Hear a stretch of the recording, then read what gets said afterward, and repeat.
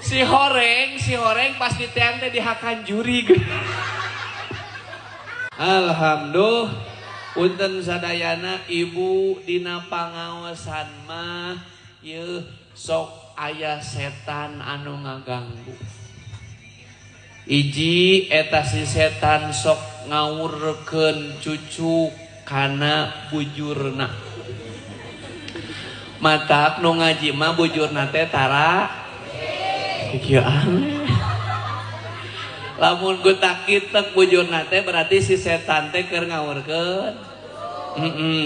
Nomor kadua ece si setan teh sok ngulaskeun madu kana bibir kaya.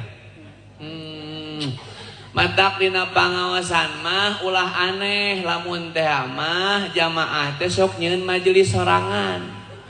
Jeung kagirna hari maneh cenah di mana?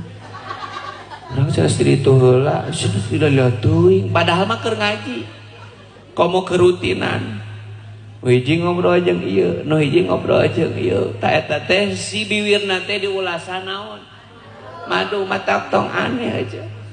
Lain merhatikeun kana ngaji teh kagak ngobrol jeung babaturan teh. Ya Allah hari. Tah nomor katilu masih iblis teh punten osok ngawurkeun naon pasir kana ieu.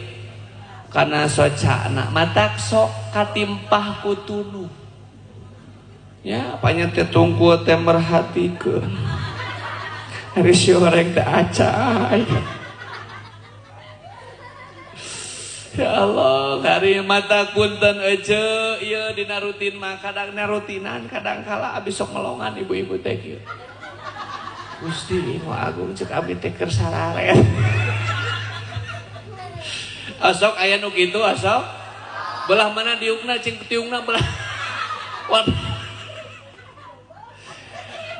Punten ieu ibu sadayana sok sanajan ayeuna urang tun. Sok sanajan urang tun tapi wayahna ibu-ibu tong nepi ka urang eureun kana panga da eta mah kadar tunuh mah urang mah digoda ku setan mata punten sadayana teu saeutik komo lamun di tabligh akbar wengi-wengi teuing mah eta teh sok aya kajadian punten ece cenah hayang kahampangan heula abdi mah eta kidik teh ece kahampangan kawas nu nya di dadagohan ku urang teh pek teh teu balik deui ece. Si horeng pas diteang teh dihakan juri.